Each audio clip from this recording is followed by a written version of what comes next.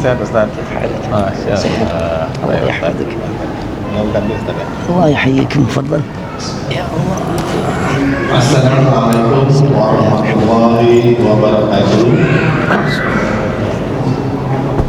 Alhamdulillah, assalatu wassalamu ala rasulillah wa ala alihi wa sahbihi wa man wala. Malam hari ini kembali kita dipertemukan oleh Allah Azza wa Jalla dalam majelis yang mulia, yakni majelis ilmu. Dan malam hari ini kita kembali akan membahas satu kitab yang penting untuk kita pahami, yakni kitab Syarah Rinci Rukun Rukun Iman karya Al-Ustaz Firanda Agirja LC-MA Dr. Medul harusnya. Masya Allah. Qadarullah, kita sudah hadir pula guru kita. Kebetulan tak bersua dengan Masya Allah. Masya Allah. Kita ketemu juga. Alhamdulillah. Allah yahyikum. Dengan kepadatan kesibukan waktu beliau, akhirnya beliau juga masih bisa menyempatkan untuk memberikan ilmunya kepada kita. Alhamdulillah. Alhamdulillah ya. Seperti biasa sebelum memulai kajian kita malam ini, kami meminta kepada jemaah untuk merapat kepada sumber ilmu agar supaya lebih hikmah pembelajaran kita malam ini dan lebih hangat terasa. Masya Allah. Jarang-jarang sekali misalnya kita merasa itu dan merapat ke depan jemaah yang masih berujung merapat lagi ke depan agar kita bisa mulai kajian kita. Oke, syukur jazakumullah khairan. Seperti biasa maklumat yang panitia akan sampaikan terkait tata tertib kajian kita. Pertama, mari sama-sama kita perbaiki niat kita semata-mata karena Allah Ta'ala. Kedua, jangan lupa mencatat ilmu yang disampaikan Ustaz nanti agar supaya nempel ilmunya, insyaallah.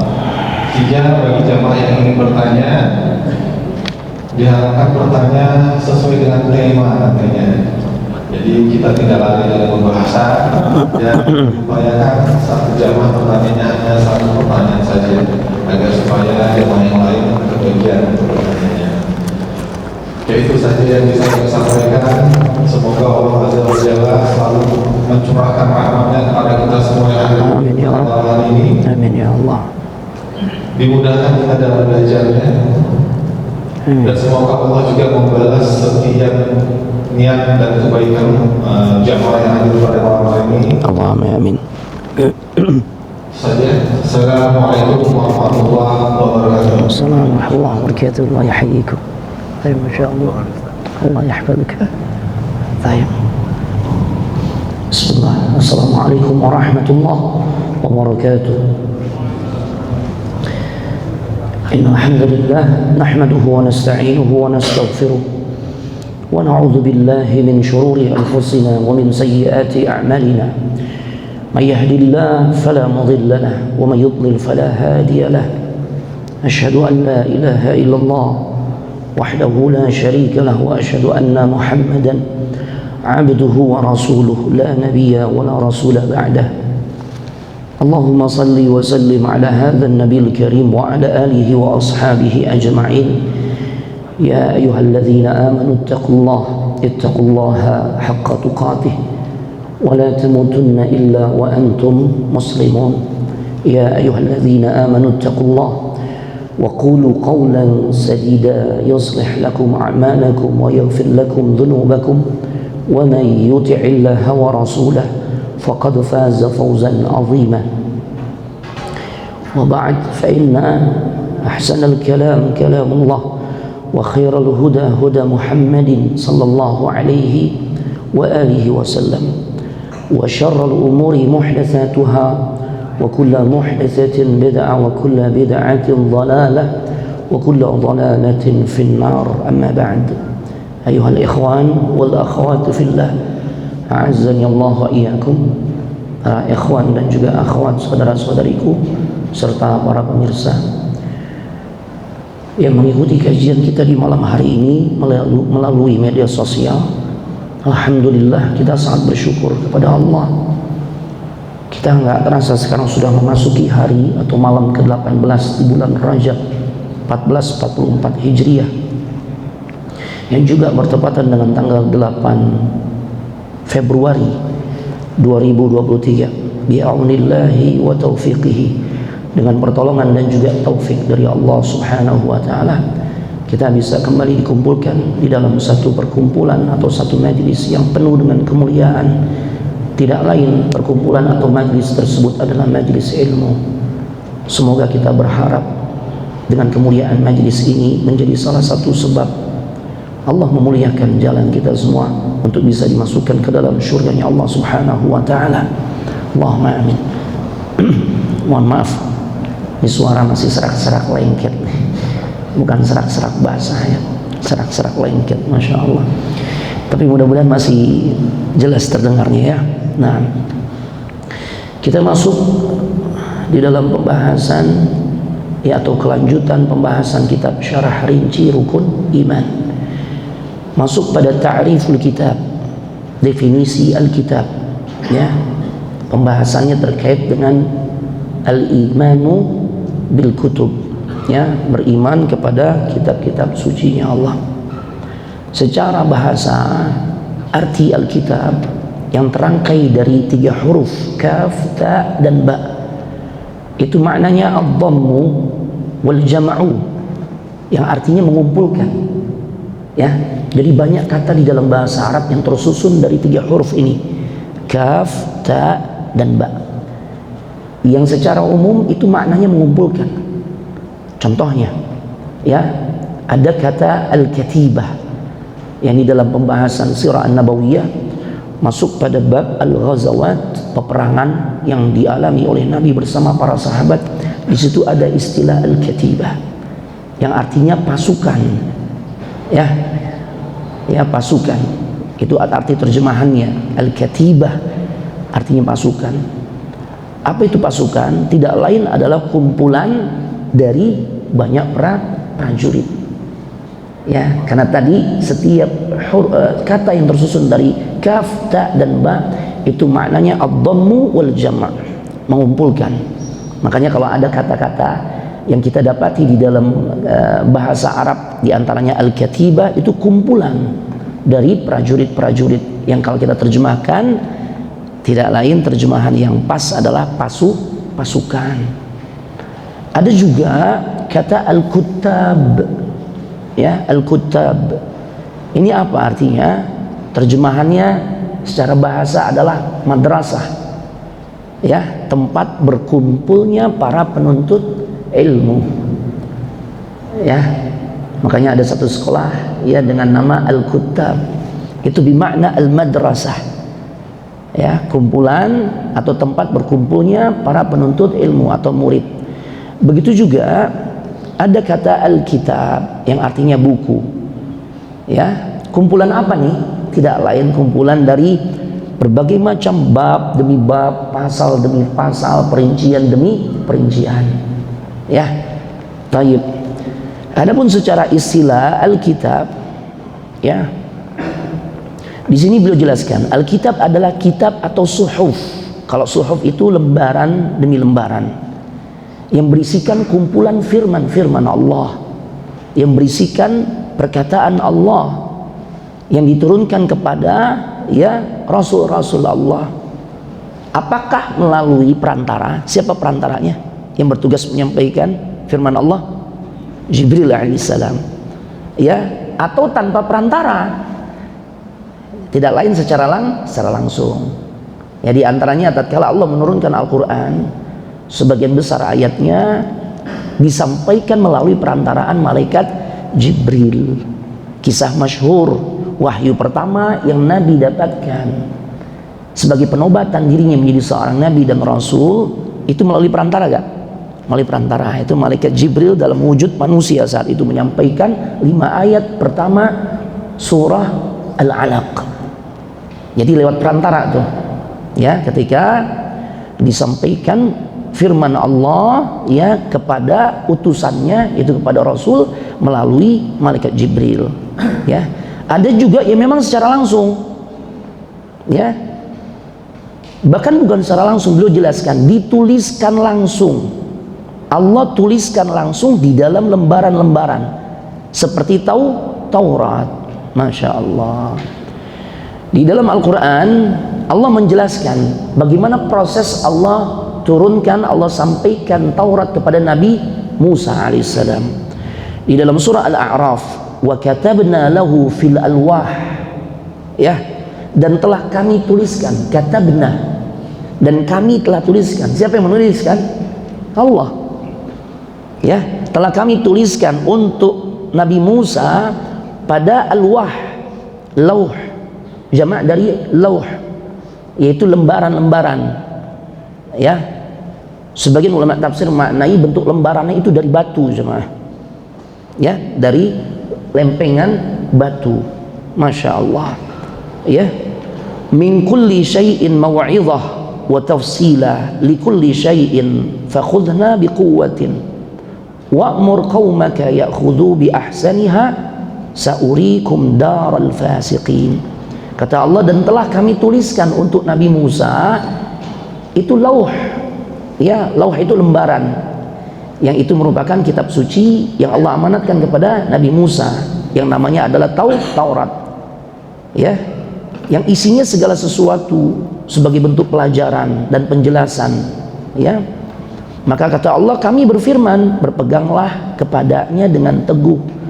Ya, artinya memang setiap zaman, setiap umat, tatkala nabinya menyampaikan kitab sucinya, tidak lain apa yang nabinya sampaikan itu untuk dipegang teguh, bukan hanya sebatas untuk oh ya anak tahu, nah, oh anak hafalkan, tapi tanpa disertai dengan memegang teguh inti dari kitab suci yang disampaikan tersebut.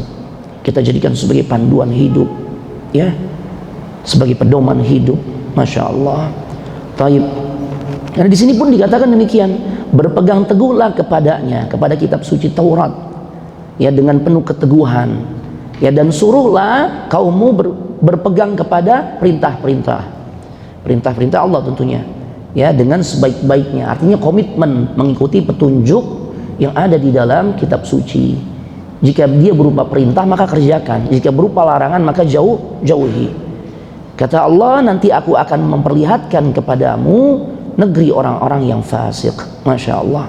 Nah, kemudian di dalam hadis yang sahih, Nabi Adam juga pernah berkata kepada Nabi Musa, ya Musa, istafakallahu bikalamihi wa khattalaka biyadihi. Wahai Musa, Allah kan sudah memilih dirimu, ya, dengan firman-Nya, dengan perkataannya. Masya Allah. Dan selain itu Allah menuliskan buatmu berupa Taurat dengan tangannya. Jadi ini diantara cara Allah menyampaikan wahyunya atau firman-Nya, ya. Selain melalui perantaraan malaikat Jibril, ada kalanya Allah juga menuliskan langsung, ya, dengan tangannya. Sebagaimana hadis Nabi ini, ya, ketika Nabi Adam berkata kepada Nabi Musa, Allah juga khattalaka biyadihi. Ya Allah, Allah juga telah menuliskan bagimu Taurat dengan tangannya. Masya Allah. Ya, jadi Taurat yang diterima oleh Nabi Musa alaihissalam itu langsung ditulis oleh Allah. Ya, sampainya informasi atau berita, kabar dari Allah kepada Nabi Musa di dalam Taurat itu berbeda dengan cara yang Allah tetapkan ketika ia menyampaikan firman-Nya, perkataannya kepada Nabi Muhammad SAW. Kalau kepada Nabi Musa, Allah menuliskan langsung di dalam alwah, di dalam lembaran-lembaran dengan tangannya. Tentu lagi-lagi ini kaitannya dengan tauhid al-asma was sifat. Nggak usah pusing gimana ya, untuk gimana tuh cara nulisnya, nggak usah dipikirin. Kenapa? Kita nggak akan bisa menjangkau. Kita kembalikan kepada kebesaran dan keagungan Allah. Selesai. Karena Nabi kasih informasi kayak gitu, ya. Nabi Adam bercakap-cakap, berkomunikasi dengan Nabi Musa, dan Nabi Adam menjelaskan tentang kemuliaan Nabi Musa. Diantaranya adalah khattalaka biyadih. Allah udah tuliskan buat dirimu, wahai Musa, Taurat dengan tangannya. Masya Allah, ya. Begitu pula dalam riwayat hadis yang lain, penyebutan lafal Taurat itu dengan begitu tegas, ya. dijelaskan dengan lafaz khattalaka at-taurata biyadih. Allah tuliskan Taurat tuh buatmu wahai Musa dengan tangannya Allah langsung tuh. Ya, kalau yang sebelumnya kan nggak ada lafaz Tauratnya tuh. Dalam hadis sebelumnya yang tadi Anda bacakan, hadis Bukhari, itu nggak ada lafaz Tauratnya. Yang Allah tulis ini apa? Nggak ada tuh penegasan lafaz Taurat. Tapi kemudian diketahui yang Allah tulis itu adalah Taurat untuk Nabi Musa, karena ditegaskan dalam hadis riwayat Abu Dawud. Bunyi lafaznya sampai ditegaskan lafaz Taurat. Wa khattalaka at-taurah biyadih.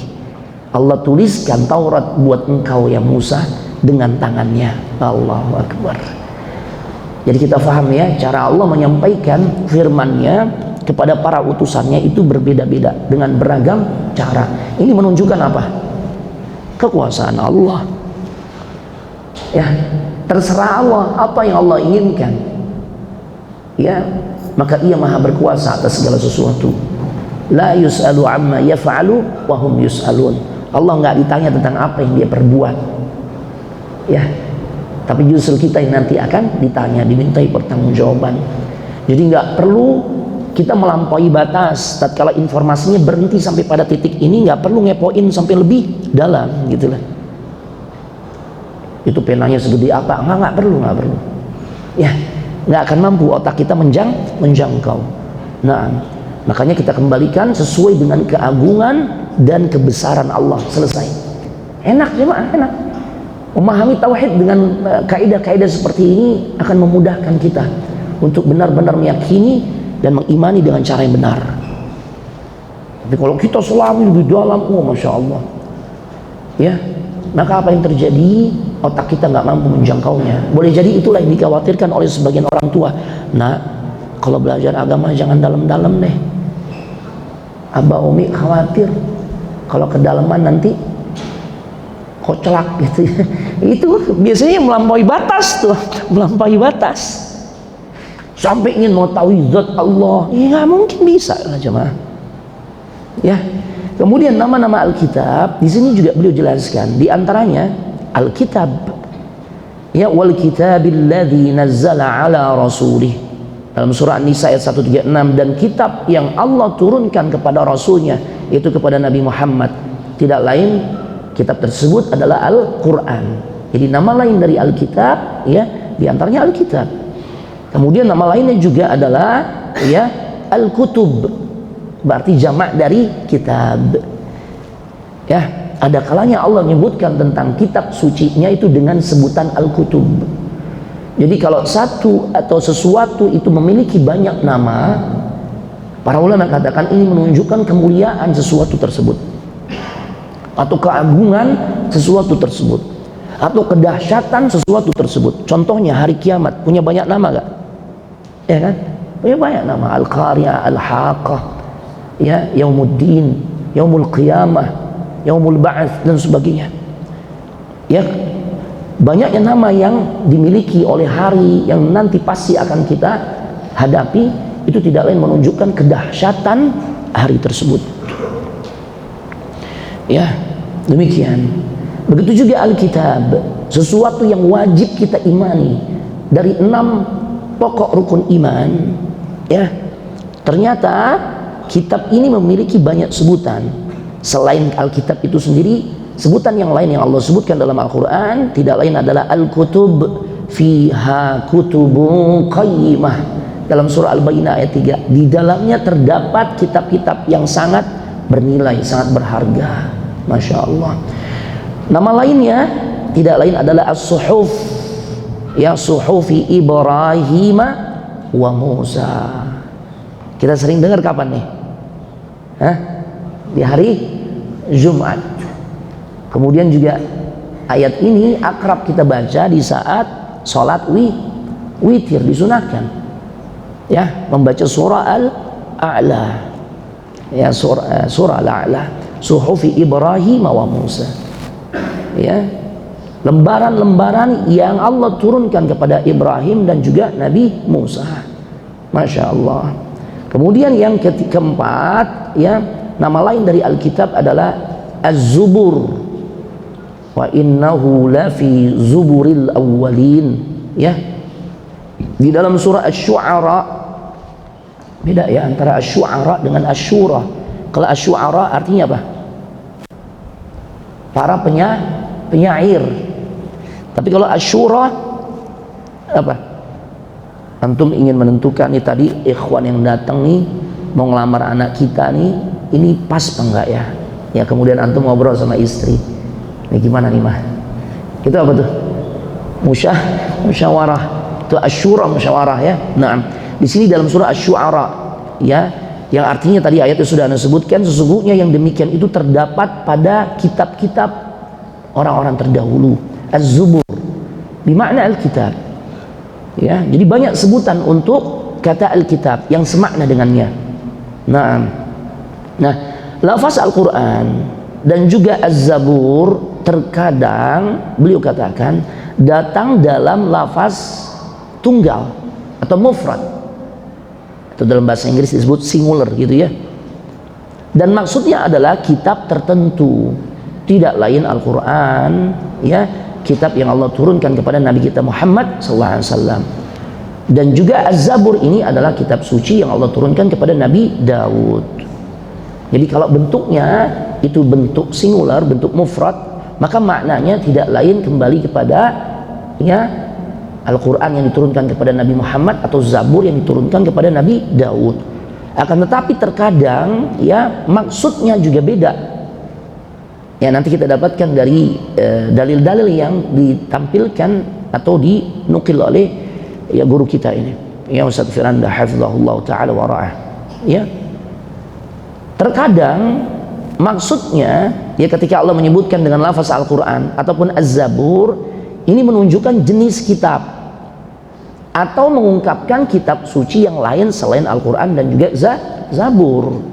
Contohnya, walaqad katabna fiz zaburi min ba'di dzikri annal arda yarithuha ibadiyas salihun. Al-Anbiya ayat 105. Dan sungguh telah kami tulis di dalam Zabur ya, sesudah kami tulis di dalam Lauhil Mahfuz bahwasanya bumi itu ya dipusakai hamba-hambaku yang saleh. Artinya diamanatkan kepada hamba-hambanya yang saleh. Maksud Zabur pada ayat ini Al-Anbiya 105 itu bukan khusus buat Zabur yang maknanya kitab suci khusus untuk Nabi Daud, bukan, tapi mencakup semua kitab suci. Masya Allah ya. Jadi Allah menegaskan kami udah tuliskan tuh di dalam Zabur ya, maksudnya di dalam kitab suci semua nabi ya. Nah, bahwasanya bumi itu dikuasakan, diamanatkan buat hamba-hambanya, hamba-hambaku itu hamba-hamba Allah yang saleh. Masya Allah. Artinya yang bisa benar-benar memakmurkan bumi itu tidak lain adalah orang-orang saleh. Ketika orang-orang saleh berkuasa, maka Masya Allah ya, keadilan pun tersebar ya, itu makna memakmurkan ya. Baik, maka idealnya seorang pemimpin selain dia cakap dari sisi kemampuan memimpin, dia juga seharusnya idealnya adalah orang yang saleh ya. Gimana nggak saleh ya, Masya Allah. Seorang pemimpin negara itu idealnya, bicara idealnya, selain dia memimpin masalah ya hajat hidup orang banyak, kemudian dalam urusan ibadah pun dia jadi pemimpinnya. Dalam urusan mimpin sholat, khutbah Jumat, khutbah Idul Fitr, siapa yang menjalankan amanat tersebut atau tugas tersebut? Itu pemimpin. Itu tataran ideal. Masya Allah. Nah, kemudian Al-Imam Al-Baghawi pernah berkata, qala Sa'id ibn Jubair wa Mujahid, ini dua-duanya termasuk ulama yang pakar di bidang ilmu Al-Quran, bidang tafsir Al-Quran ya. Sa'id ibn Jubair dan juga Mujahid berkata, Az-Zabur itu maknanya, maksudnya adalah semua kitab suci yang Allah pernah turunkan. Jadi Allah sebutkan dengan kata Zabur di ayat ke-105 Al-Anbiya, itu makna Zabur dalam ayat tersebut adalah semua kitab suci yang Allah pernah turunkan Di situ dijelasin bahwasanya bumi ini diamanatkan, dipusakai untuk hamba-hambaku yang saleh, kata Allah. Ya, berarti ada di dalam Zabur, ada dalam Taurat, ada dalam Suhuf Ibrahim, ada di dalam Injil, ada pula tentu di dalam Al-Quran. Masya Allah. Mujahid ini ulama tafsir atau mufassir, ulama di kalangan tabi'in. Ya, beliau salah satu murid dari siapa? Sahabat yang paling pakar di bidang tafsir Al-Quran, Abdullah ibn Abbas. Muridnya Mujahid. Muridnya adalah Mujahid. Anda sedang tidak ingat sahabat yang sangat memuliakan Mujahid. Ini sahabat, kita tahu sahabat levelnya lebih tinggi mana? Sahabat dengan tabi'in. Sahabat ya. Sahabat, iya dong. Nah, Rasul katakan khairun nasi qarni. Sebaik-baik manusia itu yang ada di masaku, sahabat Nabi. Tsummal ladzina yalunahum, tsummal ladzina yalunahum. Kemudian generasi setelahnya, murid para sahabat tabi'in, itu urutan keduanya. Dan kemudian generasi ketiga, murid dari tabi'in, yaitu atba'ut tabi'in. Mujahid termasuk tabi'in. Gurunya beliau sahabat, diantaranya Abdullah bin Abbas. Tatkala Mujahid datang, ada seorang sahabat yang begitu memuliakan dirinya, padahal level sahabat di atas tabi'in. Sampai-sampai Imam Mujahid, ya, Mujahid itu sungkan, nggak pantas saya diperlakukan seperti ini. Tapi kemudian sahabat itu berkata, hakadha umirna bi ulama'ina. Begitulah kita diperintahkan oleh Nabi untuk memuliakan ulama kami. Masya Allah. Ya, luar biasa jemaah. Ya, sebagaimana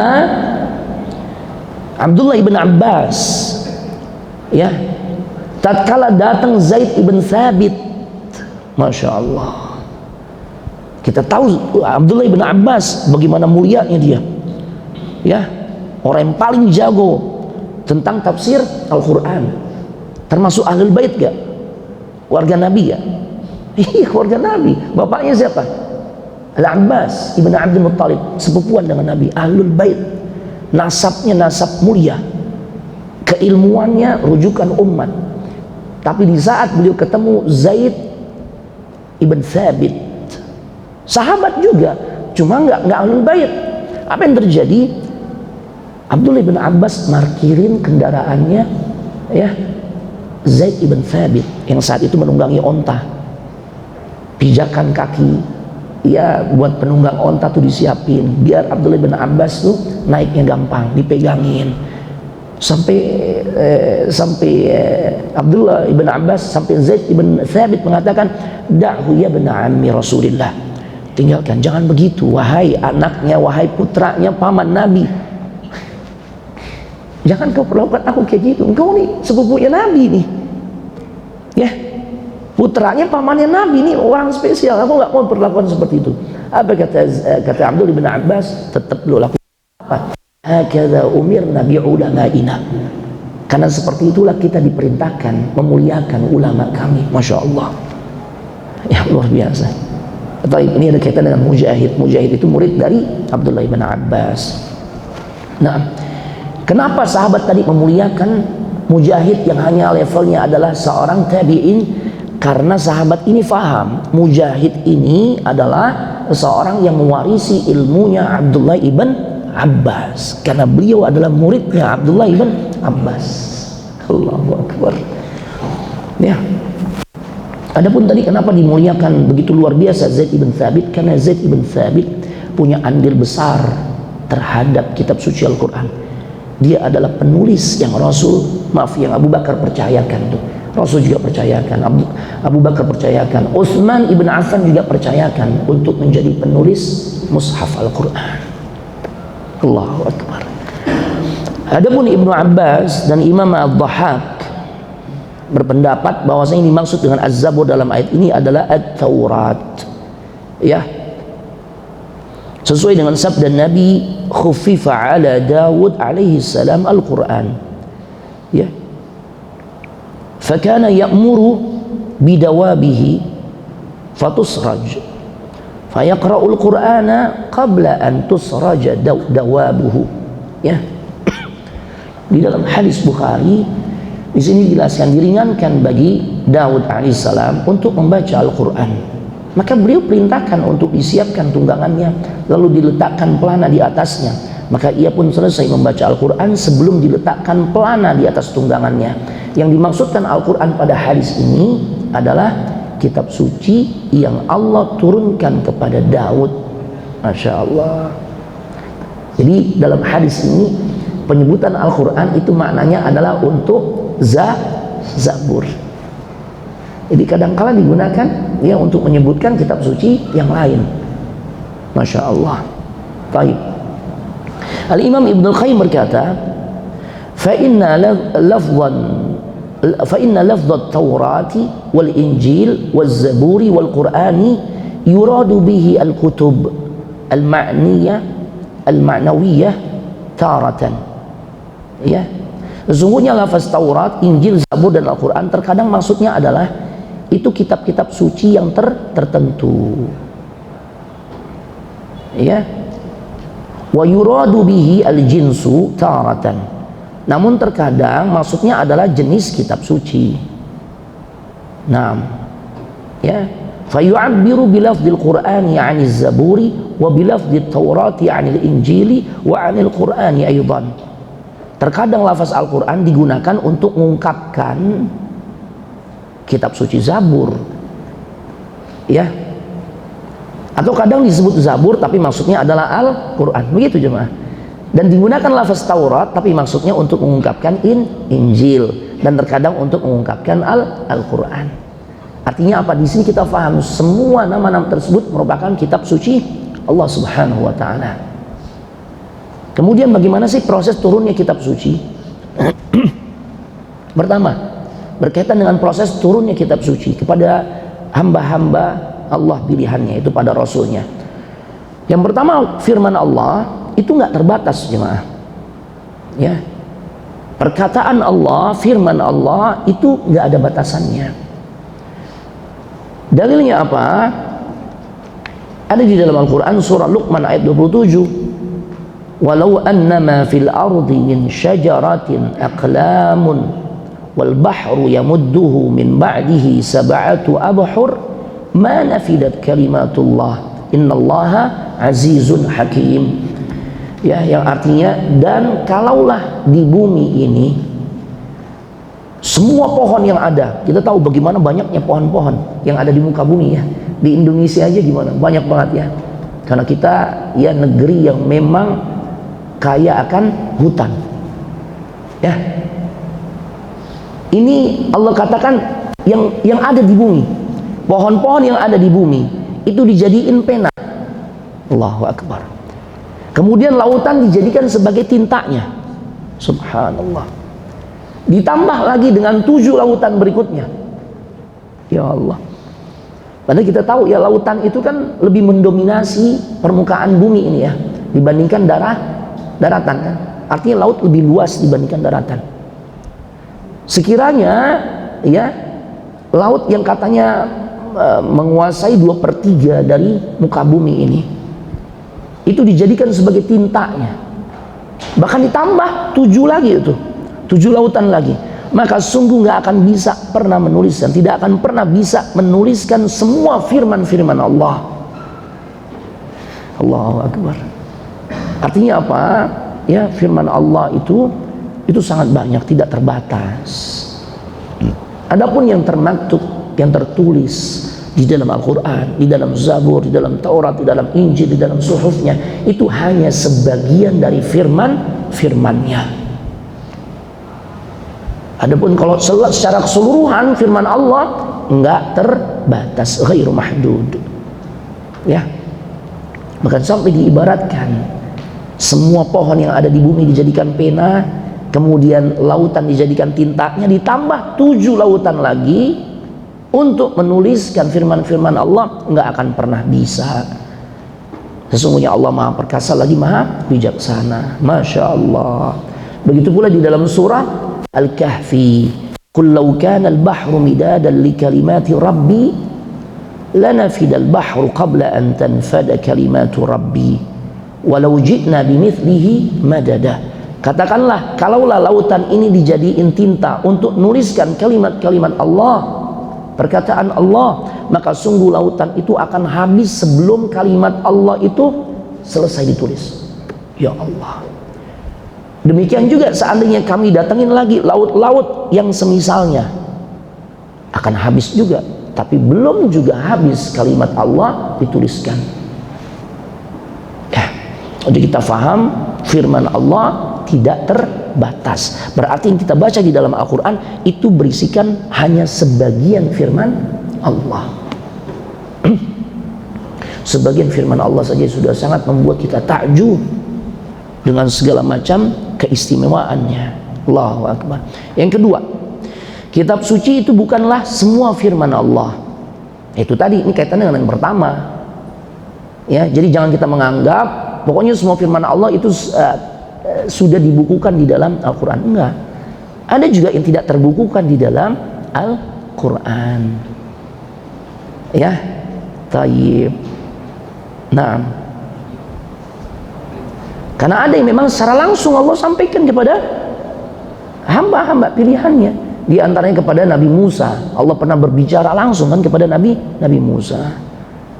Ya, tayyib.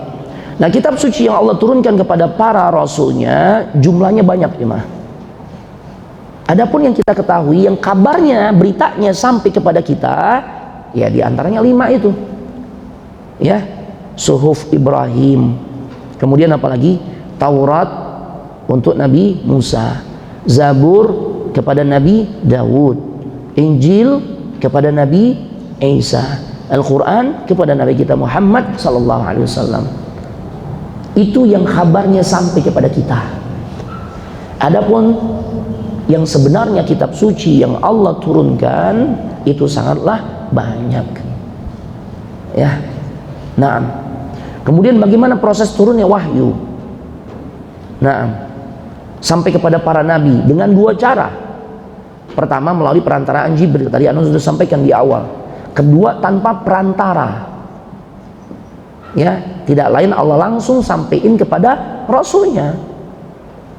Ya, makanya dalam surah Asy-Syura ya Allah berfirman ayat 51, wa ma kana li basharin an yukallimahu Allah illa wahya aw min wara'i hijab aw yursila rasula fayuhiya bi idnihi ma yasha innahu aliyun hakim. Nggak mungkin dan nggak mungkin bagi seorang manusia pun bahwasanya Allah tuh berkata-kata dengan dirinya kecuali dengan perantaraan wahyu. Ya, wahyu di sini ya maksudnya Allah langsung mewahyukan kepada hati Nabi tanpa mengirim malaikat atau dari balik tabir. Balik tabir maksudnya ya seperti ketika Allah berbicara langsung kepada Nabi Musa atau dengan mengutus seorang utusan Allah berupa malaikat. Jadi ada tiga cara yang Allah sebutkan di dalam surah Asy-Syura ayat 51. Ya.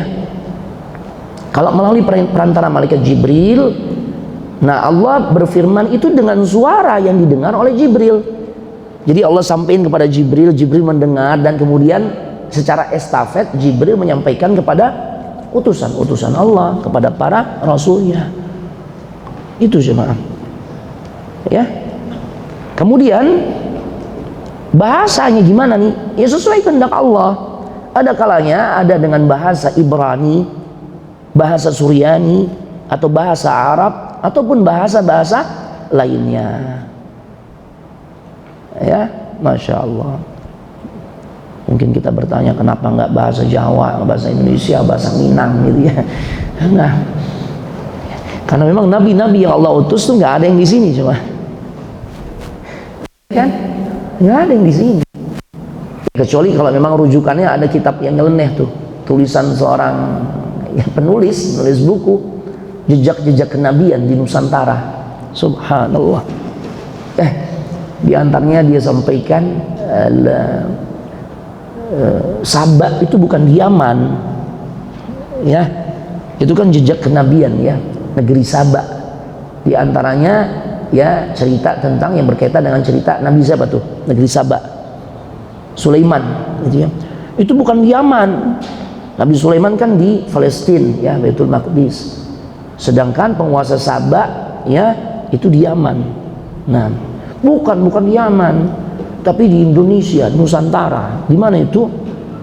Wonosobo. Ya Allah. Ini mau ngaco.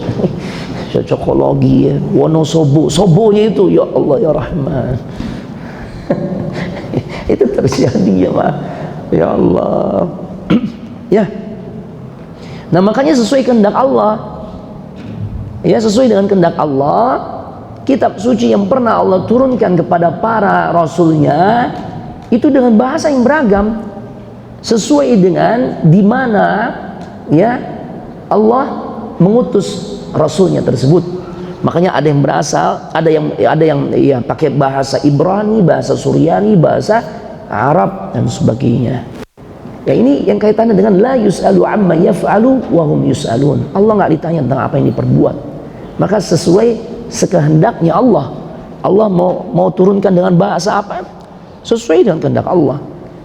Ya. Kemudian konten atau topik atau materi yang Allah kehendaki, ya materinya juga sesuai kehendak Allah. Ya. Taib.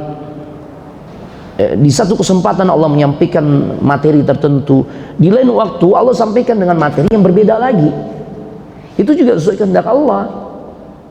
Di kitab suci Zabur, Taurat, Injil dan sebagainya terdapat tuh pengharaman misalnya tentang masalah ghanimah. Karena memang di syariat umat terdahulu ghanimah, harta rampasan perang diharamkan. Tapi Allah berkehendak lain tatkala Allah ya di dalam Al-Quran ghanimah jadi halal gak? Halal. Masya Allah. Kemudian kapan aja, gak terikat dengan waktu tertentu, sesuai apa yang Allah kehendaki. Makanya ini kaitannya dengan tauhid rububiyah. Ya, kita imani Allah kalau udah mau berkehendak nggak ada satu pihak pun yang mampu menghalanginya, dan kehendaknya Allah tidak dipengaruhi oleh sesuatu apapun juga. Terserah Allah.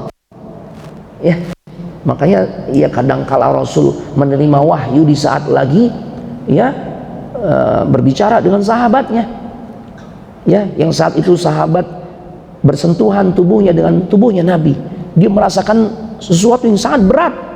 Tubuhnya Nabi itu berat banget, padahal cuma senggolan doang gimana. Ternyata Rasul saat itu sedang menerima wahyu dari Allah. Masya Allah. Ya. Nah, jadi seperti itu jemaah rahimanillah wa iyyakum.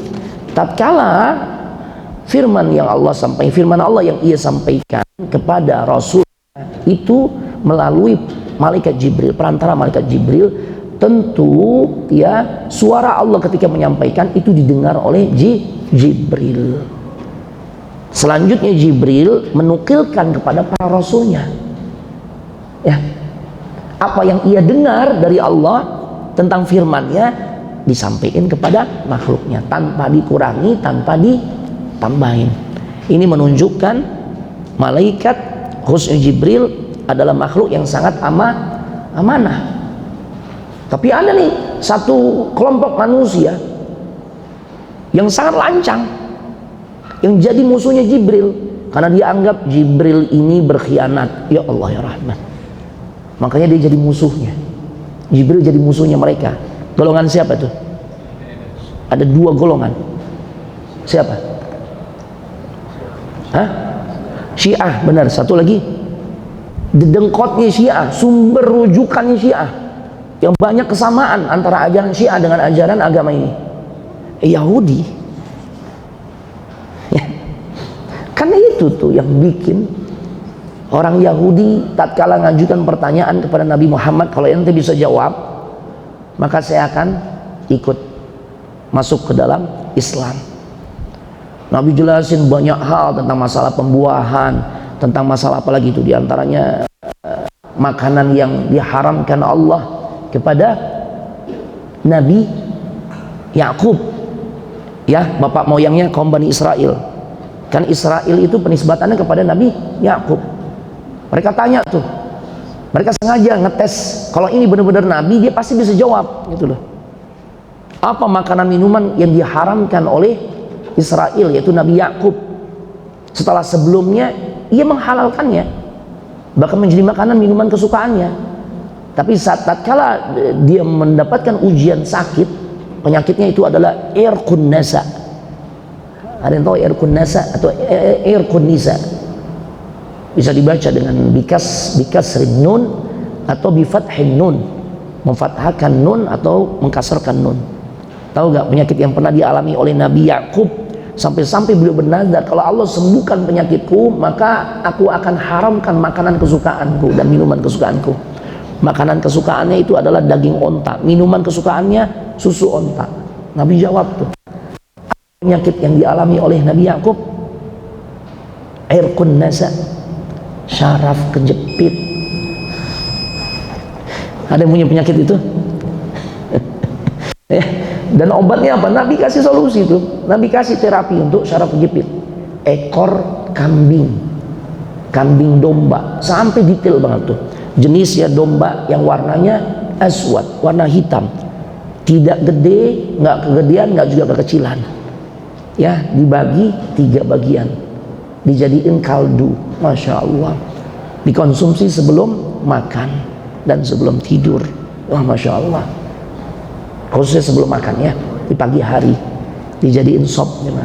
Antum yang udah ya berikhtiar mengobati penyakit saraf kejepit belum juga sembuh, coba bismillah ke pasar kambing. Dombanya domba hitam ya, minta bagian buntutnya. Nah, tapi jangan beli buntutnya doang ya. Ya biasanya nggak mau kan tukang kambing ya, kalau dia lagi nyembelih ya minta gitu. Kalau kebetulan lagi pada saat nyembelih kambing hitam, domba hitam, maka minta bagian buntutnya atau beli bagian buntutnya. Itu untuk terapi penyakit irqun nasa. Ya, barakallahu fikum. Masuk Isya.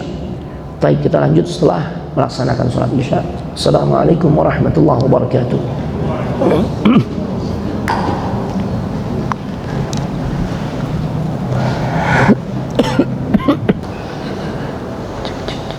Bismillah. Ya Rabb. Assalamualaikum warahmatullahi wabarakatuh. Bismillah, alhamdulillah, wassalatu wassalamu ala rasulillah wa ba'd. Taib, kita lanjutkan ya di halaman 452. Nah, sebagian kalangan yang pemahaman yang menyimpang tentang bagaimana Jibril alaihissalam tatkala mendapatkan perintah dari Allah untuk menyampaikan firman-Nya. Kalau tadi kan kita memahami di dalam akidah Ahlussunnah wal Jamaah, ya Jibril itu mendengar suaranya Allah. Apa yang Allah katakan kepada dirinya itu yang kemudian dinukil dan disampaikan kepada para rasulnya. Ya, adapun bahasanya itu sesuai dengan kehendak Allah. Makanya ini terbukti kitab suci yang pernah Allah turunkan itu dengan bahasa yang beragam. Dalil penguatnya juga diantaranya adalah tatkala diceritakan tentang Waraqah ibn Naufal. Ingat ya, Waraqah siapa? Sepupunya Khadijah. Di saat Nabi sedang ketakutan ya, beliau khawatir yang baru ditemuinya adalah sosok dari syaitan ya. Akhirnya Khadijah tenangkan, dibawalah Nabi kita Muhammad SAW kepada Waraqah ahlul kitab. Dijelaskan tentang sosok Waraqah ya, kana syaikhan, dia adalah seorang yang sudah tua ya, wa'amiyah, dan juga dalam keadaan sudah buta. Dijelaskan juga tentang kelebihan Waraqah ya, bahwasanya dia bisa menuliskan ya, yaktubu al-Injil bil Arabiyah, dia menuliskan kitab Injil itu dalam bahasa Arab. Itu diantara kemampuan Waraqah ibn Naufal. Artinya bahasa asli Injil itu bukanlah bahasa Arab, makanya sampai ditranslate oleh Waraqah yang sangat berilmu tersebut ya, dia translate bahasa Injil ke dalam bahasa Arab. Masya Allah. Nah, kemudian topiknya juga terserah Allah ya, di waktu yang memang Allah kehendaki, kapan saja Allah kehendaki ya. Adapun sebagian kalangan yang akidahnya menyimpang, mereka meyakini atau mengatakan Allah bicara tanpa suara, tanpa bahasa ya otomatis tidak ada juga huruf-huruf yang menyusun ya rangkaian firman-firman Allah. Ini gimana memahaminya jemaah? Bingung nggak? Bingung. Bingung jemaah sebenarnya. Makanya banyak orang tuh ya kalau salah di dalam mendapatkan ilmu, ya materi yang tersampaikan keliru, itulah yang membuat pada akhirnya dia jadi bingung memahami agama. Ya, ini gimana? Kalau firman Allah itu tanpa suara disampaikan kepada Jibril untuk Jibril sampaikan kepada Rasulnya, itu tanpa suara, tanpa bahasa, tanpa huruf dan juga kata. Ini gimana jemaah? Subhanallah. Taib. Nah, inilah diantara bentuk penyimpangan-penyimpangan yang ada. Taib. Begitu juga penyimpangan ditunjukkan oleh orang-orang liberal. Mereka mengatakan nggak boleh percaya kalau Al-Quran itu secara tekstual. Ya, kenapa? Mereka punya keyakinan bahwasanya teks yang sekarang kita baca dari ayat-ayat Al-Quran yang jumlahnya 30 juz, 114 surah, 6.600-an ayat lebih ya, Masya Allah, itu sebenarnya ya bukan lafaz yang berasal dari Allah. Ini versi siapa? Orang-orang liberal ya. Tapi ini berdasarkan apa? Mereka katakan ya, ini terjemahan dari ide pokok Allah ya, yang difahami oleh Nabi Muhammad, yang beliau tuangkan di dalam bahasanya atau menurut bahasanya. Jadi mereka katakan ini buah pikiran Nabi Muhammad. Allah cuma menyampaikan inti materi yang akan ia sampaikan tuh ya, ini Nabi sampaikan dalam menurut bahasanya. Itu menurut orang-orang liberal. Makanya mereka katakan kalau kondisinya seperti itu, berarti apa yang Nabi sampaikan ya dari Al-Quran tersebut yang merupakan buah pikiran dari Nabi Muhammad, tergantung dari kondisi yang dialami oleh Nabi Muhammad. Tuh, kondisi masyarakatnya ya, kemudian juga apa, terikat juga dengan kehidupan beliau yang berada di tengah-tengah orang-orang Arab kuno dikatakan.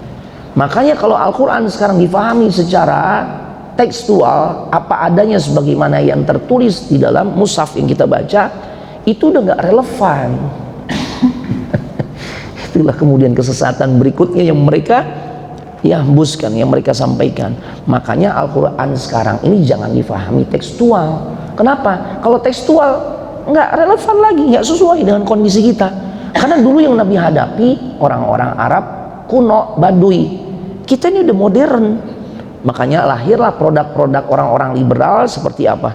Semua agama sama, jilbab gak wajib karena itu merupakan adat istiadat orang-orang atau wanita-wanita Arab tuh. Ya, hukum waris nggak boleh dibedain, pukul rata aja tuh kan. Ya, laki-laki di rumah, perempuan cari nafkah. Ini produk mereka cuma, produk mereka tuh. Ya, naudzubillah. Beda dengan ahlu sunnah. Ahlu sunnah wajib mengimani, meyakini ya bahwasanya semua yang ada di dalam Al-Quran itu adalah firman Allah ya, bukan buah karya atau buah pikiran dari Nabi, bukan juga karya dari Jibril, bisa-bisanya Jibril aja gitu, enggak. Jibril cuma nyampaikan apa yang ia dengar dari apa yang Allah katakan kepada dirinya untuk disampaikan kepada nabinya.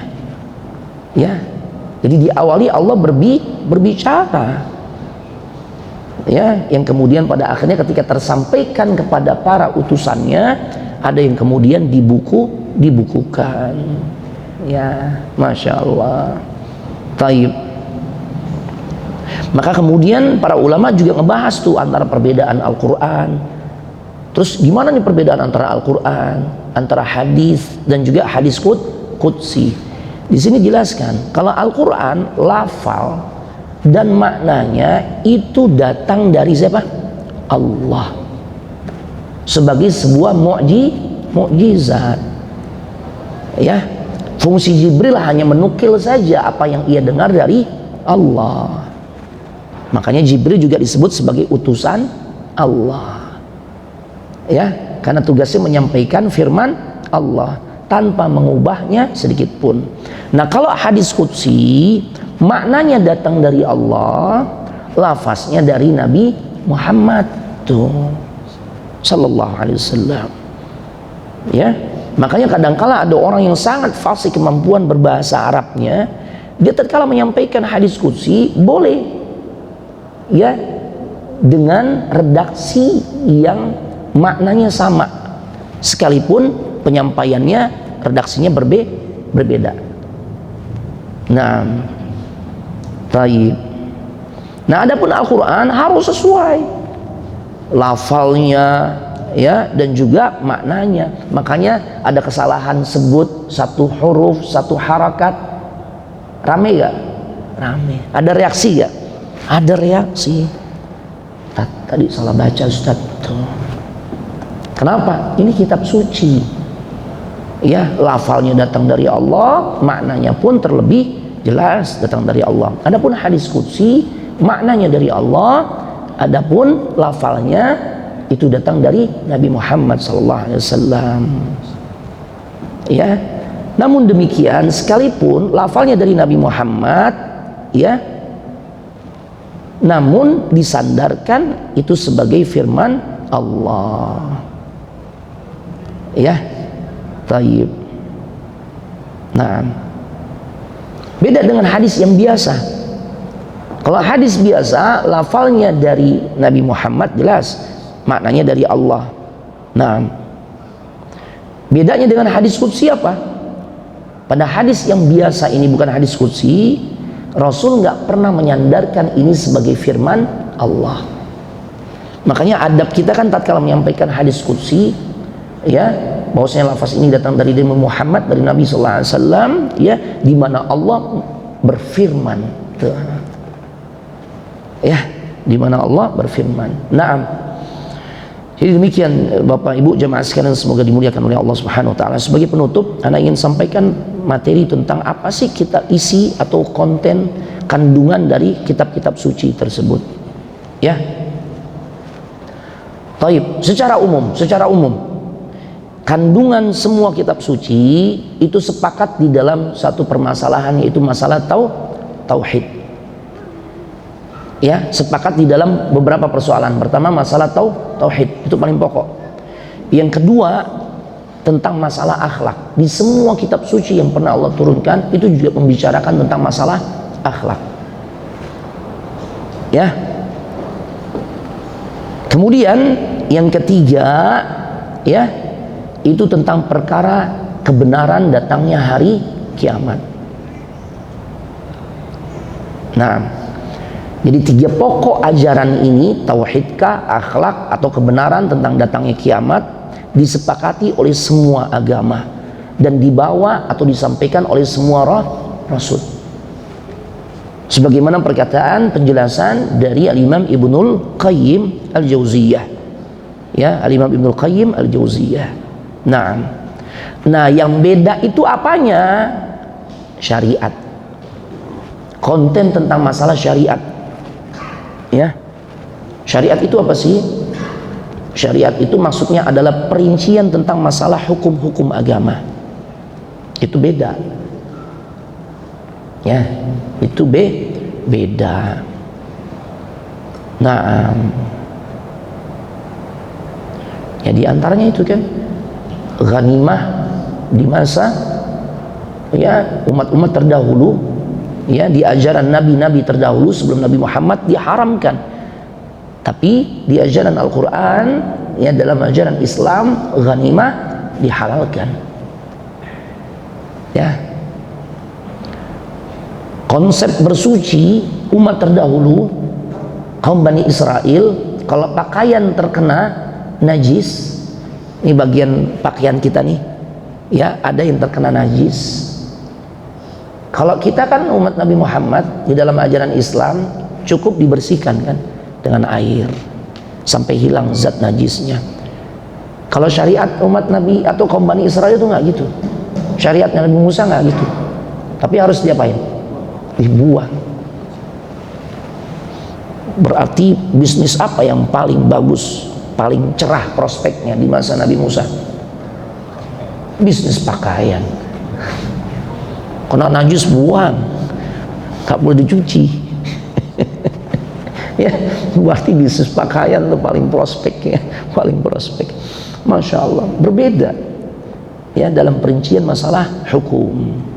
Ya, nah, kemudian di sini dijelaskan beberapa inti ajaran yang terdapat di dalam kitab suci selain Al-Quran. Yang pertama, di dalam Suhuf Ibrahim, sebagian isi Suhuf Ibrahim itu bisa kita ketahui apa isinya, kontennya apa, kandungannya apa. Di antaranya apa? Di dalam Suhuf Ibrahim dibahas tentang betapa beruntungnya kondisi orang-orang yang mau mensucikan dirinya, mensucikan hatinya. Ya, qad aflaha man tazakka. Sungguh beruntung orang-orang yang mau membersihkan, mensucikan jiwanya. Dengan cara apa? Dia beriman. Itu dulu. Wa dzakara asma rabbih fasalla. Kemudian dicirikan juga orang-orang yang beruntung itu yang selalu mau mengingat nama Rabbnya. Ya Allah, tatkala dia ingat maka dia kemudian mengerjakan salat. Jadi antara cara untuk mengingat Allah tuh salat, jemaah. Ya, makanya Nabi kalau ada masalah, ya maka beliau menegakkan salat agar bisa berkomunikasi kepada Allah, ingat Allah, butuh pertolongan Allah. Masya Allah. Ya, ternyata ya di surah Al-A'la, surah yang sering kita dengar ini, ya, itu berisikan informasi ya di dalam Al-Quran bahwasanya di antara isi kandungan Suhuf Ibrahim yaitu tentang keberuntungan orang-orang yang mau mensucikan diri mereka. Kemudian ada apa lagi di dalam Suhuf Ibrahim, ya, Allah informasikan juga bahwasanya kehidupan akhirat itu lebih utama dibandingkan kehidupan dunia. Ya, bal tu'thirunal hayatad dunya wal akhiratu khairu wa abqa. Ya, sedangkan kamu orang-orang kafir ya itu lebih memilih kehidupan dunia, padahal kata Allah kehidupan akhirat itu lebih baik dan lebih kekal. Terus apa kata Allah? Inna hadza la fis suhufil ula. Sesungguhnya semua ajaran yang tadi itu ya tentang membersihkan diri, ya, tentang bahwasanya kehidupan akhirat lebih baik dibandingkan kehidupan dunia, itu terdapat di dalam suhuf yang terdahulu, tidak lain suhufi Ibrahim wa Musa. Ya, jadi kita tahu di antara kandungan Suhuf Ibrahim itu diantaranya adalah Allah membicarakan tentang keberuntungan orang-orang yang mensucikan diri. Kemudian Allah informasikan bahwasanya kehidupan akhirat itu jauh lebih baik dibandingkan kehidupan dunia. Masya Allah.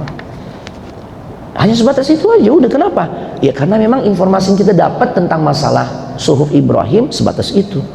Nggak perlu ngepoin juga. Kita perlu mengkaji tentang isi Suhuf Ibrahim lah. Al-Quran yang 30 juz aja nggak kelar-kelar, jangankan 30 juz 30 bolak-balik terus. Ya, mau menyibukkan dengan yang ya sudah tidak dijamin keautentikannya kan gitu ya. Masya Allah. Kemudian Taurat, ini Taurat menarik nih jemaah, Masya Allah. Konten atau kandungan isi Taurat, ya, nah yang kadang disebut al-wah dan istilah-istilah lainnya. Di situ terdapat ya materi tentang hukum qisas. Jadi hukum qisas, penegakan hukum qisas tidak hanya Allah sebutkan, Allah tegaskan, Allah jelaskan di dalam Al-Quran aja enggak. Di dalam Taurat pun ada qisas. Ya. Nah, Allah firmankan dalam surah Al-Maidah ayat 45, wa katabna 'alaihim fiha anna an-nafsa bin-nafs wal 'aina bil-'ain wal anfa bil-anf wal udhuna bil-udhun ya was-sinna bis-sin wal juruha qisas. Dan bagi kami, dan kami tetapkan, kata Allah, buat mereka siapa saja yang ngebunuh maka dibalas bunuh. Mata dibalas mata, butain mata orang berarti harus buta juga, kan gitu ya. Hidung dibalas hidung, telinga dibalas telinga, ya, gigi dibalas gigi. Mukul orang sampai rontok giginya, dirontokin juga giginya. Itu kisas tuh begitu. Dan setiap luka maka ada kisasnya. Masya Allah. Ya, ini Allah udah sebutin juga di dalam surah Ibrahim. Taib. Ya. Di antaranya Allah tegaskan dalam surah Al-A'raf ayat 157, alladzina yattabi'una ar-rasula an-nabiyyal ummi alladzi yajidunahu maktuban 'indahum fit Taurati wal Injil. Dan orang-orang yang mengikuti Rasul yang ummi itu maknanya nggak bisa baca dan juga tidak bisa menulis. Beda ya antara ummi dengan jahil atau bodoh. Nabi kita pinter, cuma memang nggak bisa baca tulis. Ya, bukti kepintarannya apa? Punya strategi yang jitu mengatur peperangan, memanage pasukan dan sebagainya. Ya, membaca situasi. Ini orang pinter jemaah. Ini menunjukkan kepintaran beliau sallallahu alaihi wasallam. Ya, jadi bukan berarti kalau orang tuh nggak bisa baca tulis kemudian ya otomatis dia bodoh, enggak. Pinter beliau, cuma memang nggak bisa baca tulis. Dan hikmahnya apa? Ya, agar kita menjadi semakin yakin. Atau orang-orang yang ragu seharusnya nggak perlu ragu. Mereka meragukan Al-Quran itu buatan Nabi Muhammad, nggak mungkin. Kenapa? Nabi Muhammad ummi, nggak bisa baca tulis. Bagaimana bisa membuat sebuah karya sastra? Ya, karya yang memiliki kandungan sastra yang begitu tinggi. Padahal beliau adalah seorang yang tidak bisa baca tulis, kan? Nggak mungkin.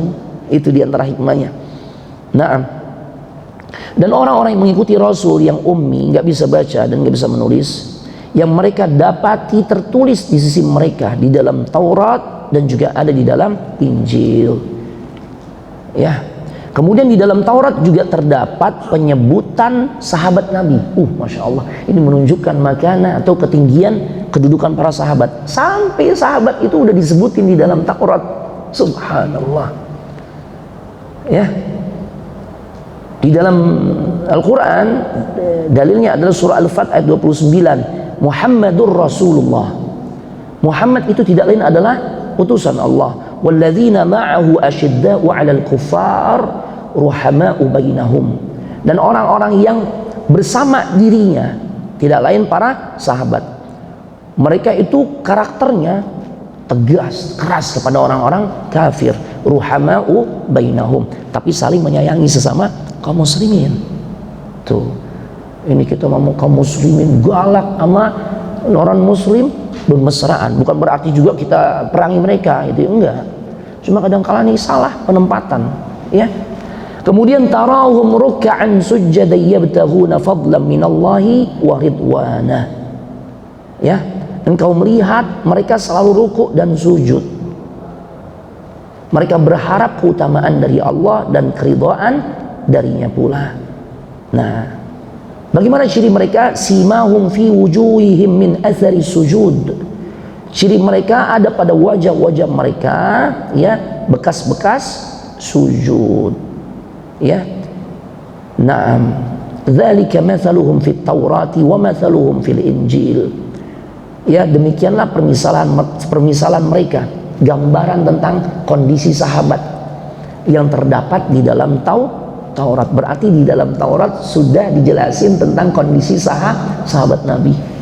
Mereka tuh orang yang tegas terhadap orang kafir, tapi sangat baik terhadap sesama muslim. Masya Allah, ada di dalam Taurat. Berarti kita paham di antara kandungan kitab Taurat yaitu ngejelasin tentang kemuliaan para sahabat.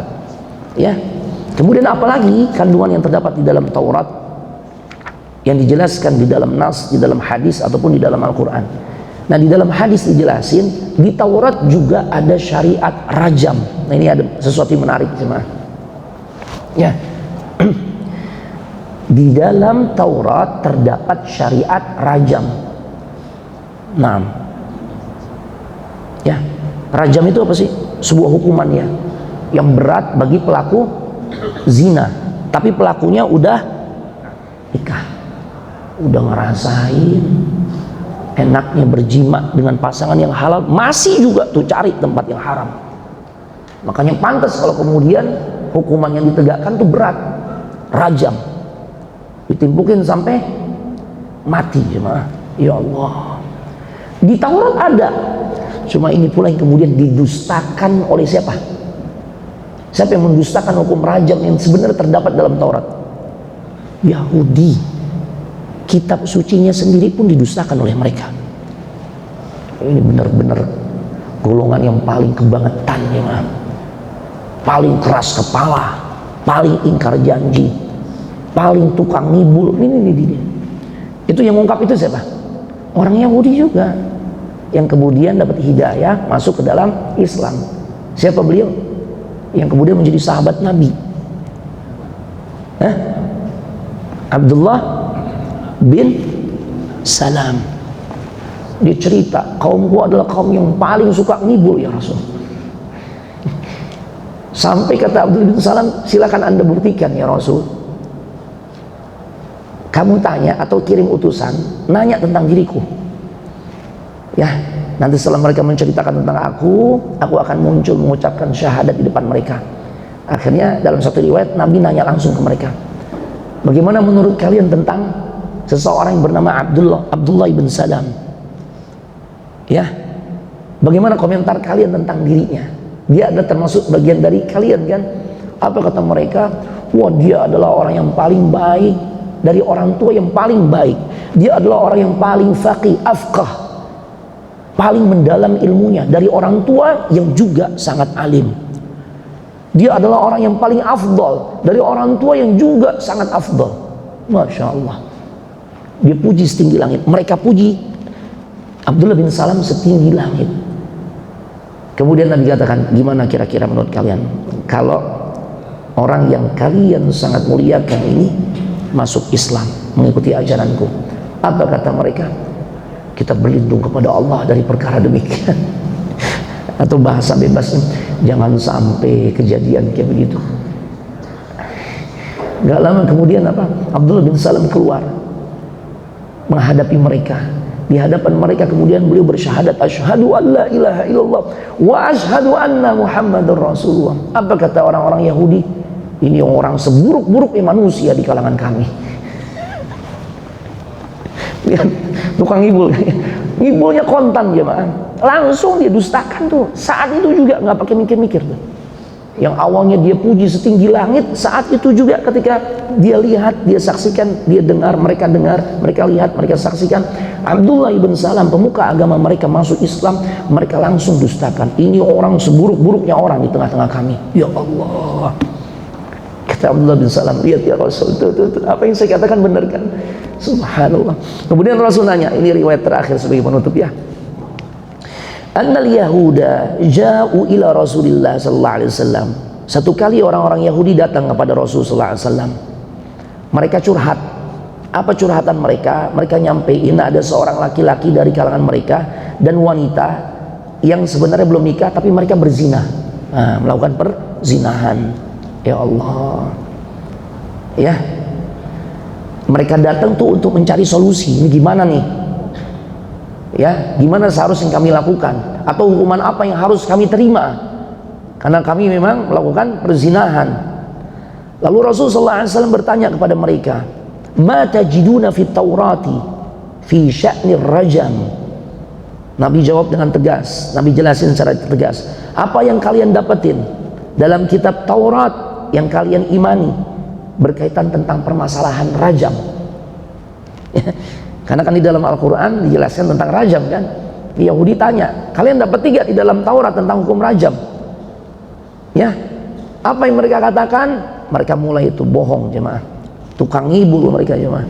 Ya, mereka cuma berkata nafdahuhum, ya, wa yujladun.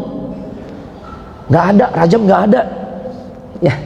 Ya Muhammad, dalam Taurat nggak ada rajam. Yang ada kita cuma hanya sebatas mempermalukan, kita beberkan aibnya, pezina nih gitu loh. Cuma begitu doang. Atau kami mencambuk mereka, selesai. Masya Allah.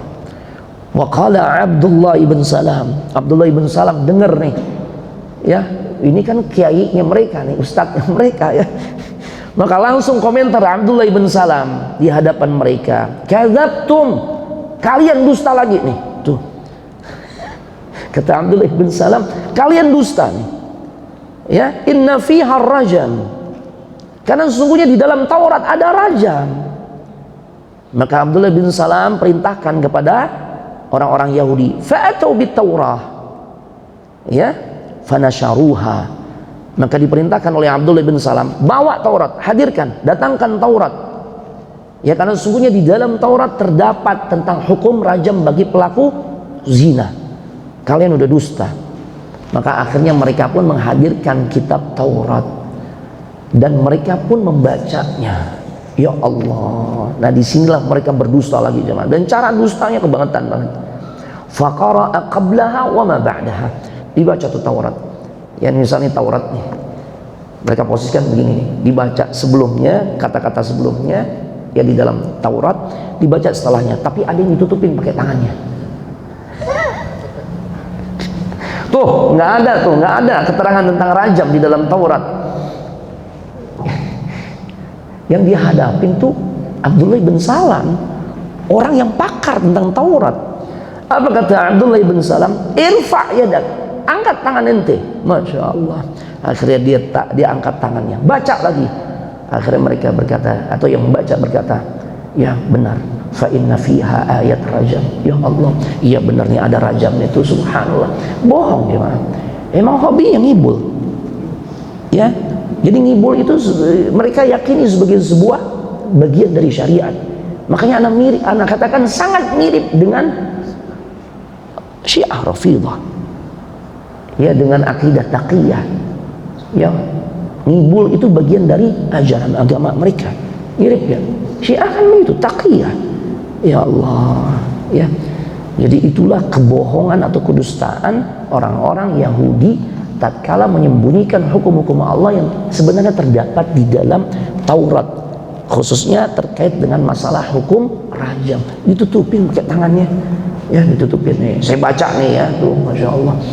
Yang dihadapin Abdullah bin Salam, hafal Taurat. Maka dikatakan angkat tangan ente, baca ulang. Oh iya, ada nih rajam.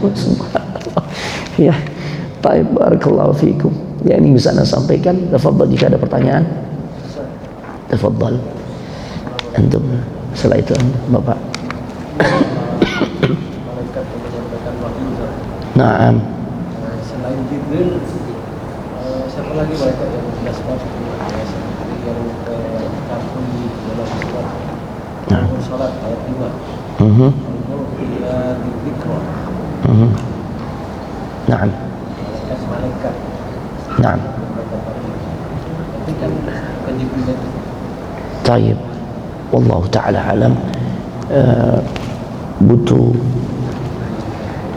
penafsiran para ulama tentang hal itu ya, dan anak belum mengetahui tentang jawabannya. Fal mulqiyati dzikra. Nah, insyaallah sesi berikutnya ya, setelah anak mengkaji lagi tafsir para ulama tentang hal itu ya, karena yang anak ketahui memang di antara tugas malaikat yang tugasnya adalah menyampaikan wahyu itu adalah Jibril alaihissalam. Tapi bagaimana korelasinya dengan ayat tersebut?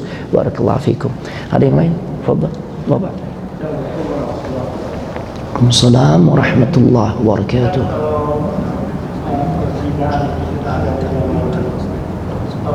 Nah,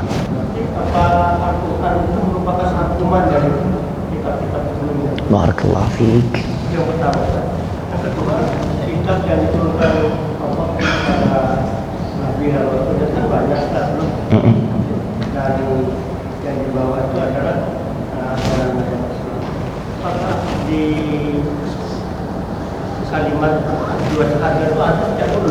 Kalimat apa? Dua syahadat. Dua syahadat. Kenapa? Apa di zaman-zaman sebelum ada Rasul itu ada? Nah, di zaman Rasul sebelumnya syariat syahadat itu ya, apakah ada? Taib. Barakallahu fikum. Yang pertama, apakah Al-Quran ini merupakan rangkuman dari kitab-kitab sebelumnya?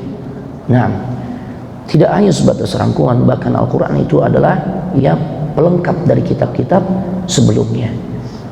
Jadi semua kitab, kandungan yang terdapat di dalam kitab-kitab sebelum Al-Quran itu ada di dalam Al-Quran dan bahkan disempurnakan. Sehingga dari sini kita faham, nanti kita akan bahas tuh terkait dengan bagaimana kita seharusnya ya menunjukkan keimanan terhadap kitab suci Al-Quran. Ya, karena kitab suci inilah yang Allah amanatkan kepada Nabi Muhammad ya untuk kita jadikan sebagai ya panduan hidup. Nah, bagaimana cara mengimaninya kita akan bahas. Tapi intinya adalah benar, Al-Quran itu merupakan ya diantaranya rangkuman dari kitab-kitab suci sebelumnya. Bahkan tidak hanya rangkuman, melengkapi semua kitab suci yang pernah Allah turunkan. Jadi isinya tentu lebih sempurna. Ya, sehingga kalau sudah ada yang sempurna, kita nggak memerlukan lagi selain dari hal tersebut. Karena udah sempurna, udah ada yang sempurna, kenapa pilih yang belum sempurna? Gitu ya. Nah, nah, yang kedua apa tadi poinnya? Syahadat. Iya, terkait dengan masalah syahadat. Ya, di antara misi para nabi untuk mereka sampaikan kepada umatnya, selain mengajak umatnya untuk mentauhidkan Allah, tidak lain adalah agar umatnya mau mengakui dirinya sebagai utusan Allah. Artinya itu bentuk syahadatnya. Syahadat kita kan yang kedua setelah asyhadu an la ilaha illallah wa asyhadu anna muhammadar rasulullah. Pertama kita bersyahadat, bersaksi, berikrar satu-satunya yang berhak disembah dengan benar hanyalah Allah. Ya. Yang kedua syahadat, penegasan dari kita, pengakuan dari diri kita bahwasanya Rasulullah Muhammad itu adalah utusan Allah. Artinya semua nabi pun sama. Tatkala mereka menyampaikan ajaran tauhid, mereka juga sampaikan kepada umatnya agar mereka umatnya itu mau mengakui dirinya sebagai utusan Allah. Maka di antara ketika Nabi Saleh menyampaikan kepada umatnya kaum Samud agar mereka menyembah Allah semata. Dan selain itu ya Nabi Saleh, Nabi Hud dan sebagainya menyampaikan juga ya bahwasanya dirinya ini utusan Allah yang mereka harus akui, imani, yakini. Tapi di antara mereka kebanyakan justru mengkufuri dengan mengatakan emang nggak ada orang lain apa. Padahal kan dari sisi level keturunan Anda juga bagian dari kami nih, sama keturunannya. Bahkan banyak di antara kami yang lebih kaya dan sebagainya. Kami merasa lebih layak. Artinya di situ kita memahami Nabi Saleh, Nabi Hud dan lainnya juga menyampaikan ya syahadat kepada umatnya ya yang bentuknya adalah ikrar hanya Allah satu-satunya berhak disembah dan mereka adalah utusan Allah yang wajib diimani, dipercayai gitu. Sama, jadi semua nabi dan rasul konsepnya insyaallah sama, konsepnya sama ya, menyampaikan tauhid dan menegaskan kepada umatnya bahwasanya dirinya adalah utusan Allah, termasuk Nabi Muhammad ya. Poin yang nggak mau diimani secara langsung oleh Abu Sufyan itu poin kedua dari syahadat. Asyhadu an la ilaha illallah, dia yakini tatkala dia udah mau mati kan, karena udah dikepung tuh 10.000 pasukan udah ngepung Mekah. Musyrikin Quraisy yang dia pimpin cuma punya kekuatan 2.000 sampai 3.000 pasukan. Udah nggak imbang kan, mereka udah pada ketakutan. Jalan satu-satunya untuk selamat, kata Abdullah bin Abbas, kata Al-Abbas ibn Abdul Muttalib, engkau masuk Islam. Akhirnya dari situ dia menyadari, ya ini cara Allah menyelamatkan dirinya. Akhirnya dia syahadat, asyhadu an la ilaha illallah. Yang kedua, wa asyhadu anna muhammadar rasulullah, dia ucapkan tapi dia nggak yakini. Dia belum yakini tuh. Dia baru yakini ketika ya di saat Nabi sedang berjalan menuju Ka'bah. Di situ banyak kerumunan manusia, terbersit di hati Abu Sufyan, ini kayaknya peluang baik nih untuk membunuh Nabi di kesempatan yang ini nih. Hatinya berbicara seperti itu. Dan kemudian Nabi diberitahu oleh Allah melalui malaikat Jibril tentunya. Ya, disampaikan wahyu kepada Nabi bahwasanya Abu Sufyan punya rencana untuk membunuh dirimu. Makanya akhirnya Rasulullah SAW ya menepuk bahunya Abu Sufyan. kalau engkau menuruti apa yang ada di dalam bisikan hatimu, ya, maka Allah akan senantiasa menyengsarakan dirimu, wahai Abu Sufyan. Dia kaget, berarti Nabi tahu nih apa yang ada dalam hatinya. Maka dia katakan, sejak saat itu aku baru mengakui tentang ikrar syahadatku yang kedua, yaitu asyhadu anna Muhammadar Rasulullah. Dia benar-benar utusan Allah. Tuh. Ya, jadi intinya semua Nabi juga menyampaikan tentang hal itu. Tentu syahadat yang kedua ini disesuaikan dengan dirinya. Ya, kalau Nabi Saleh berarti dia mengajak umatnya untuk mengakui juga dirinya itu Nabi Saleh sebagai utusan Allah. Demikian, Allah a'lam bishawab. Mudah-mudahan manfaat. Mohon maaf sekiranya banyak khilaf, dan tentu kita menampun kepada Allah. Tutup dengan doa kafaratul majlis. Subhanakallahumma wa bihamdik, asyhadu an la ilaha illa anta, astaghfiruka wa atubu ilaik. Assalamualaikum warahmatullahi wabarakatuh.